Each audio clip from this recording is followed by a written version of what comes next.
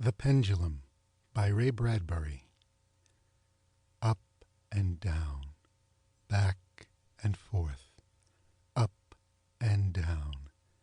First the quick flight skyward, gradually slowing, reaching the pinnacle of the curve, poising a moment, then flashing earthward again, faster and faster at a nauseating speed, reaching the bottom and hurtling aloft on the opposite side. Up and down, back and forth, up and down. How long it had continued this way, Layville didn't know.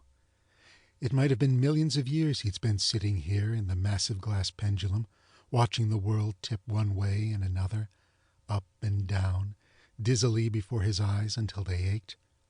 Since first they had locked him in the pendulum's round glass head and set it swinging, it had never stopped or changed. Continuous, monotonous movements over and above the ground.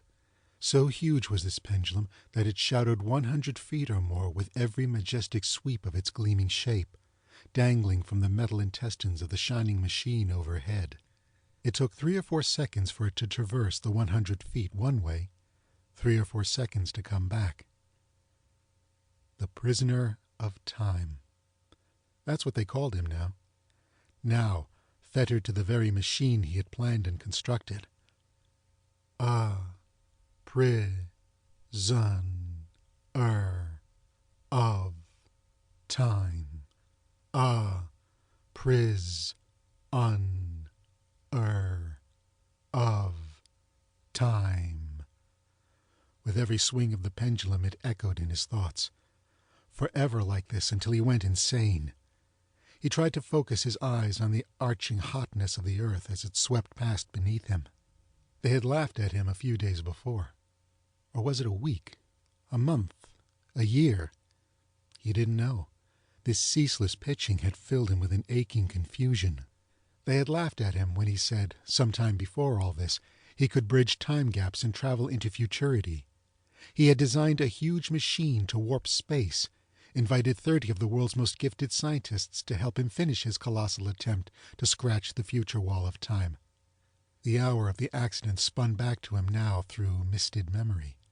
The display of the time machine to the public. The exact moment when he stood on the platform with the 30 scientists and pulled the main switch. The scientists, all of them, blasted into ashes from wild electrical flames.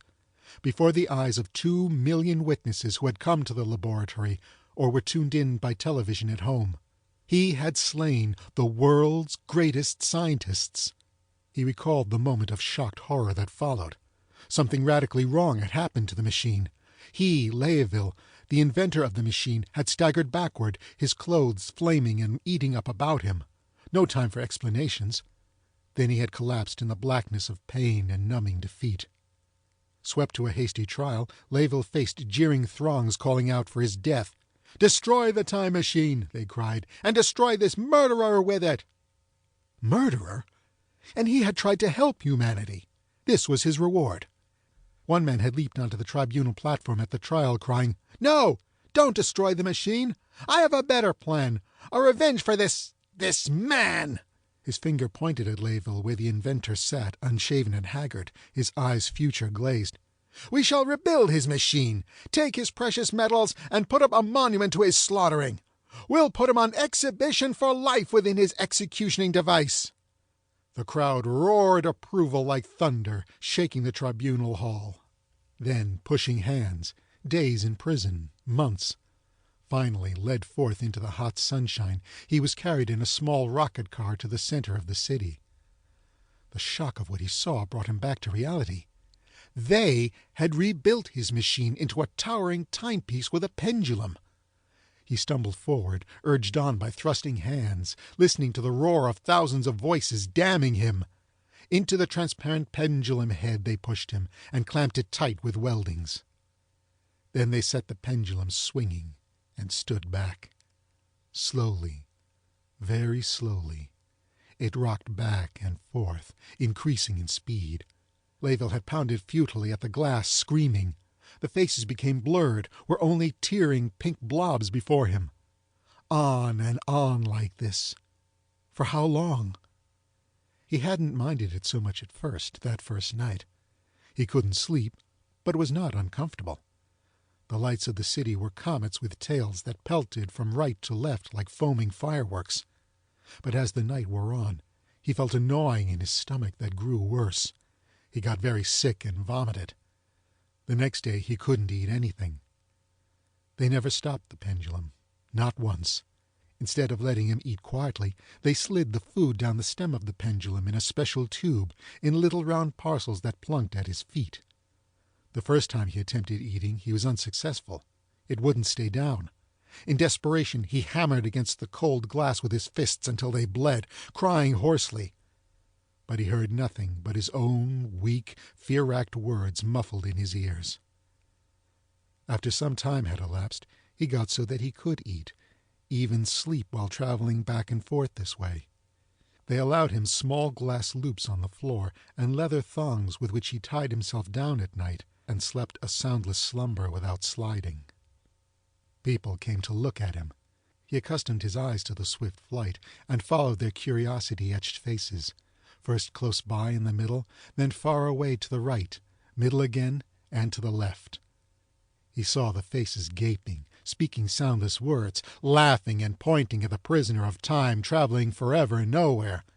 But after a while the town people vanished, and it was only tourists who came and read the sign that said, "This is the prisoner of time, John Layville, who killed 30 of the world's finest scientists." The school children on the electrical moving sidewalk stopped to stare in childish awe. The prisoner of time. Often he thought of that title. God, but it was ironic that he should invent a time machine and have it converted into a clock, and that he, in its pendulum, should mete out the years, traveling with time. He couldn't remember how long it had been. The days and nights ran together in his memory. His unshaven cheeks had developed a short beard, and then ceased growing. How long a time? How long? Once a day they sent down a tube after he ate and vacuumed up the cell, disposing of any wastes. Once in a great while they sent him a book, but that was all. The robots took care of him now. Evidently the humans thought it a waste of time to bother over their prisoner. The robots brought the food, cleaned the pendulum cell, oiled the machinery, worked tirelessly from dawn until the sun crimsoned westward. At this rate, it could keep on for centuries. But one day, as Layville stared at the city and its people in the blur of ascent and descent, he perceived a swarming darkness that extended in the heavens. The city rocket ships that crossed the sky on pillars of scarlet flame darted helplessly, frightenedly for shelter. The people ran like water splashed on tiles, screaming soundlessly. Alien creatures fluttered down, great gelatinous masses of black that sucked out the life of all. They clustered thickly over everything, glistened momentarily upon the pendulum and its body above, over the whirring wheels and roaring bowels of the metal creature once a time machine. An hour later, they dwindled away over the horizon and never came back. The city was dead. Up and down, Layville went on his journey to nowhere, in his prison, a strange smile etched on his lips. In a week or more, he knew, he would be the only man alive on earth. Elation flamed within him. This was his victory. Where the other men had planned the pendulum as a prison, it had been an asylum against annihilation now. Day after day the robots still came, worked, unabated by the visitation of the Black Horde. They came every week, brought food, tinkered, checked, oiled, cleaned, up and down, back and forth. The pendulum. 1,000 years must have passed before the sky again showed life over the dead earth. A silvery bullet of space dropped from the clouds, steaming, and hovered over the dead city, where now only a few solitary robots performed their tasks. In the gathering dusk, the lights of the metropolis glimmered on. Other automatons appeared on the rampways like spiders on twisting webs, scurrying about, checking, oiling, working in their crisp mechanical manner. and the creatures in the alien projectile found the time mechanism, the pendulum swinging up and down, back and forth, up and down. The robots still cared for it, oiled it, tinkering. 1,000 years this pendulum had swung. Made of glass the round disc at the bottom was, but now, when food was lowered by the robots through the tube, it lay untouched. Later, when the vacuum tube came down and cleaned out the cell, it took that very food with it. Back and forth, up and down. The visitors saw something inside the pendulum. Pressed closely to the glass side of the cell was the face of a whitened skull, a skeleton visage that stared out over the city with empty sockets and an enigmatical smile wreathing its lipless teeth. Back and forth, up and down. The strangers from the void stopped the pendulum in its course, ceased its swinging, and cracked open the glass cell, exposing the skeleton to view. And in the gleaming light of the stars, the skull face continued its weird grinning, as if it knew that it had conquered something, had conquered time. The prisoner of time, Layville, had indeed traveled along the centuries, and the journey was at an end. End of The Pendulum by Ray Bradbury. Read by Tony Scheinman.